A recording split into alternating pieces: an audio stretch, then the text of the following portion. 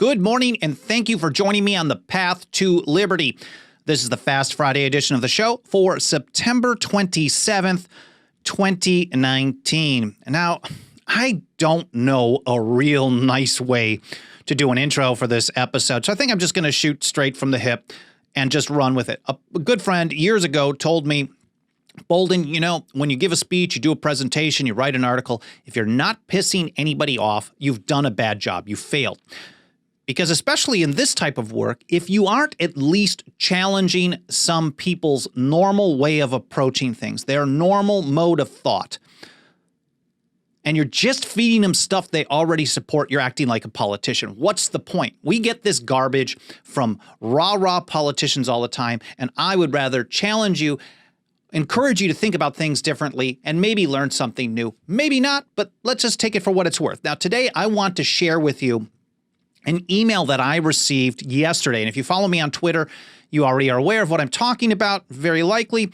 But I got this email, and whoever is subscribed to their email list as well, from a 30-year-old, very, very prominent, respected conservative organization. Now, just the first paragraph of this email, just one paragraph, gave me thoughts of a bunch of different ways that conservative organizations really suck when it comes to the Constitution and liberty. I mentioned 5, if not more, in a tweet yesterday. Today, I'm going to cover 4 of them. And hopefully you guys find it interesting, even if it is a little bit challenging. First of all, my name is Michael Bolden. We're broadcasting live as we do every single Monday, Wednesday, and Friday at 9:30 a.m. Pacific time from here in my home office and studio in downtown Los Angeles for the 10th Amendment Center. We broadcast live on video channels. We have archive video versions, plus we have a podcast edition. You can find all of that, all the ways to follow us, the ways to subscribe. You can even pitch in financially, and you can find all of the archives and show notes and links that I mentioned in the episodes over on our website, over at 10thamendmentcenter.com/path to liberty, all spelled out. 10thamendmentcenter.com/path to liberty. But since it's the Fast Friday edition of the show, I should get to this. I don't want to take too much of your time. So let's see if I can get this rant out in about 10 minutes or so. First of all, the organization. You may already know where I'm going with this, but what I'm talking about here is the Goldwater Institute. They were founded back in 1988, over 31 years ago, with, quote, Senator Barry Goldwater's blessing. And here's what they say on their About page. It's actually one of the best I've seen. They say, quote, we accomplish real results for liberty by working in state courts, legislatures, and communities nationwide to advance, defend, and strengthen the freedom guaranteed by the constitutions of the United States and the 50 states. On the positive end, I like what, even though we take a bit of a different strategy, sometimes we cross paths and we find reasons to be in a coalition. I don't, not real often, but sometimes it does happen. I do like the fact that they focus on a federalism aspect because they're working primarily on the state level because that's more effective. And then they also mention, and this is something I don't do enough myself, they mention not only the federal constitution, but the state constitutions, which clearly the founders thought were incredibly important as well. And we've kind of thrown to the wayside, only focusing on centralized solutions for everything. So this is actually really good. So when I got this email yesterday, it got me a little bit more frustrated because I'm aware of this. I'm aware of the organization. I've seen some good work from them.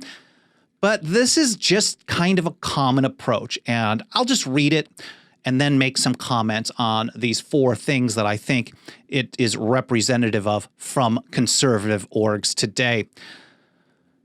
They start out, they're announcing their annual dinner. This is their foundational event to celebrate the work that they do in support of the federal and 50 state constitutions and support of liberty and more freedom. U.S. Representative Dan Crenshaw, it starts, knows what it means to fight for America. Before his election to the U.S. House of Representatives in 2018, he served as a Navy SEAL for 10 years, fighting the war on terror in Iraq and Afghanistan. As someone who devoted his life to serving this country and its people, first in the military and now as the member of Congress representing Texas's 2nd District, Crenshaw understands the importance of protecting liberty for all Americans. Now, let's get into this. My first issue here is one, they're all lying to you. Let's start with this statement that, quote, Crenshaw understands the importance of protecting liberty for all Americans. I don't think we need to go any further than his support for a federal red flag law, period. And then, once he announced that he was in favor of this, he doubled down, even after a lot of backlash from gun rights supporters and conservatives in the grassroots. He doubled down, and this is what he had to say. Quote, here's the thing. I understand your fears about bad red flag laws. That in and of itself should be enough. There is no such thing as a good red flag law, period. Now, we're focusing primarily on the federal proposal because he's a federal representative in the Imperial House. But he's making the statement that there are some good ones, some version that might be okay. Well, the federal government has zero authority to do anything like this. However they draft the legislation, there is no such thing as a good red flag law. I can't say that enough. But he goes on. Red flag law is a general concept. There could be good ones, and there can be bad ones. You should be against the bad ones, as I am. And his version of the bad ones, if you read through this, I'll put the link in the show notes at redstate.com. He talks about the bad ones as being the ones that are being drafted by Democrats, because theirs are going to be bad for due process. And somehow he's going to come up with one that's authorized by the Constitution, even though he doesn't say that. But he says he's going to respect due process. But somehow the federal government is still going to have a red flag law. This in and of itself is utter trash. I don't know how else to put it. But when a conservative organization tells you that a member of the Imperial House of Representatives is in favor of liberty for everyone, you could just have a knee-jerk reaction and assume they are lying, because in almost every situation in modern times, any organization, conservative or otherwise, really, but we hear this more often from conservatives talking about liberty and the Constitution. They're totally lying, because it is garbage. It is very easy to find a lot of crap that they support that they never should have in the first place. Now, that's the first one. They're lying to you. Second, and going back to this email again, they have conservative organizations as a general rule have little or nothing bad to say about U.S. foreign policy.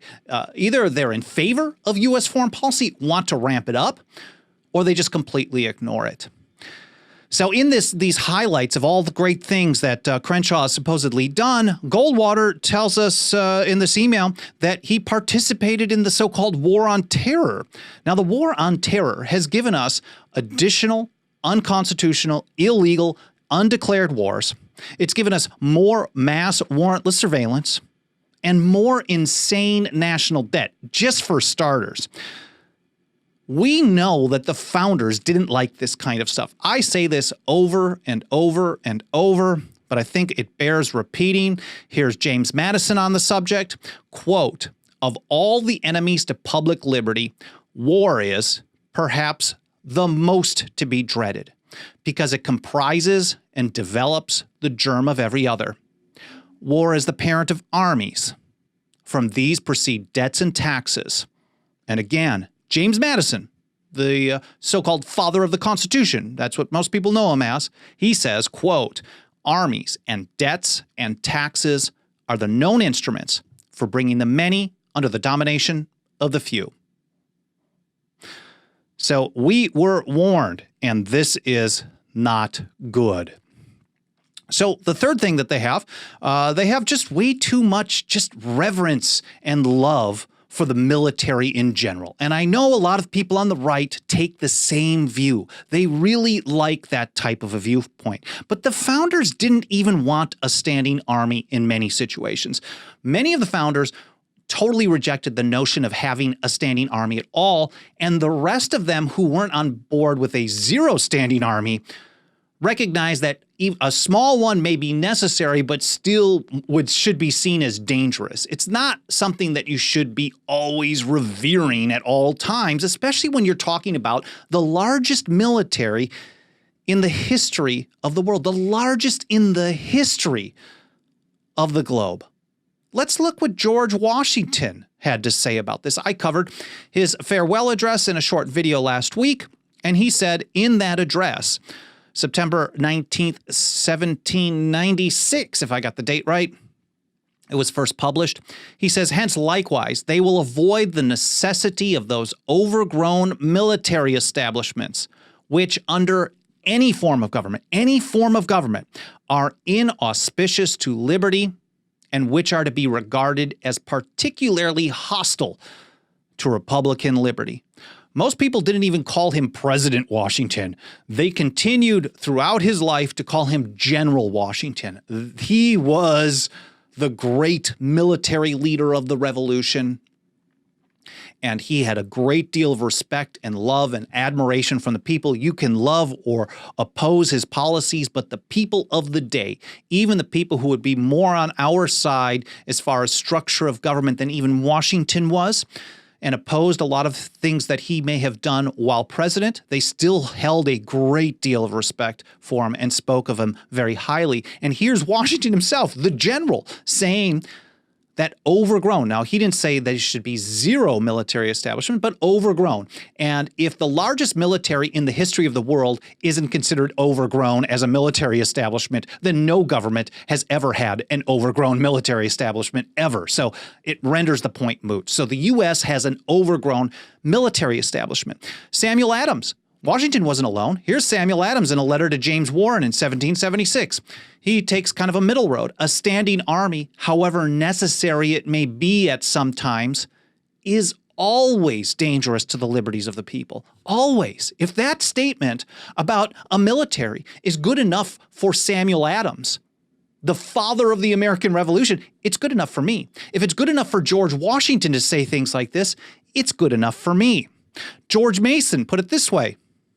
In the Virginia Ratifying Convention debates on June 14th, 1788, quote, no man has a greater regard for the military gentleman than I have.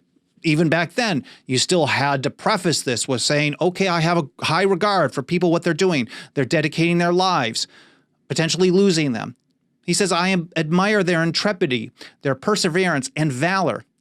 But, George Mason, when once a standing army is established in any country, the people lose their liberty.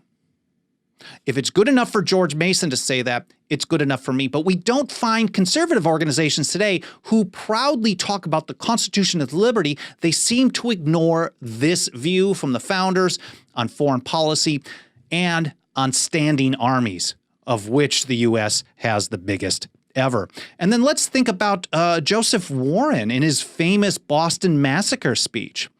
This one's really good too. He says, quote, it is further certain from a consideration of the nature of mankind, as well as from constant experience, that standing armies always endanger the liberty of the subject. Always, not sometimes, always. And this is a guy that fought at Lexington and Concord. He died at the Battle of Bunker Hill. He put his life on the line to fight against standing armies, not for them.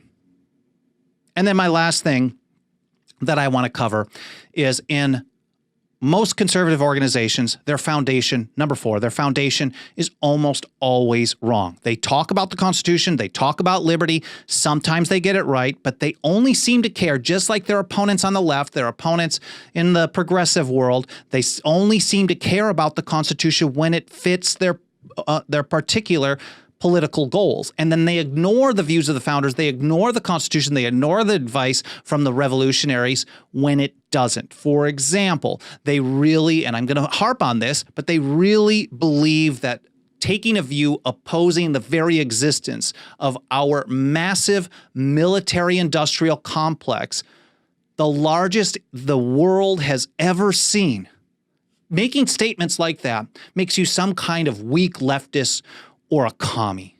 But it's the commies and the fascists who have always used military might and the power of the gun to enforce their ideas, to force people to accept their ideas, not the other way around. They haven't used freedom to do that. But if you're on the side of the founders, you absolutely oppose a large standing army at very least, and then if you're on the side of many of them, you oppose it completely. And you support the right to keep and bear arms in total, not kind of.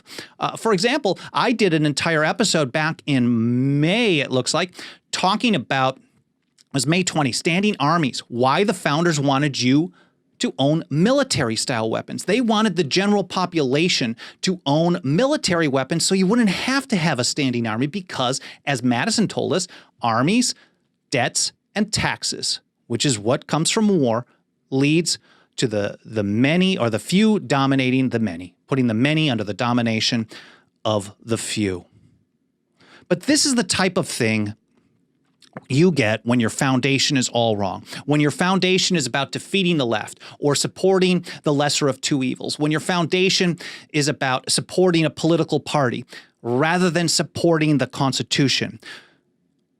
Then you are always going to be in the wrong direction. Their primary focus in many situations is for conservative policies. Some conservative policies are in line with the Constitution. But when it isn't, then the Constitution gets thrown by the wayside. Instead, those of us who have our focus as the Constitution, every issue, every time, no exceptions and no excuses, are never, ever going to be drawn away from that primary principle, which is decentralization and federalism as the founders designed to advance liberty. Well, I hope you guys found this interesting, educational, fun to watch. I hope you have some nice plans for the weekend. I'm going to take a little bit of time off, get a little bit of work in.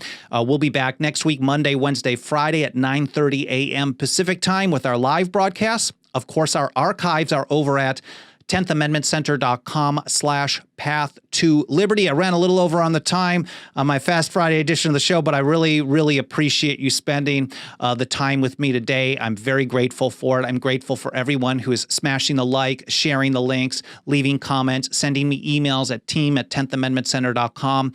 And of course, if you support the show and you want to pitch in financially, as little as $2 a month goes a long, long way. It's 10thamendmentcenter.com/members. Thanks again for joining me. Have an awesome weekend. I'll see you next week here on the Path to Liberty.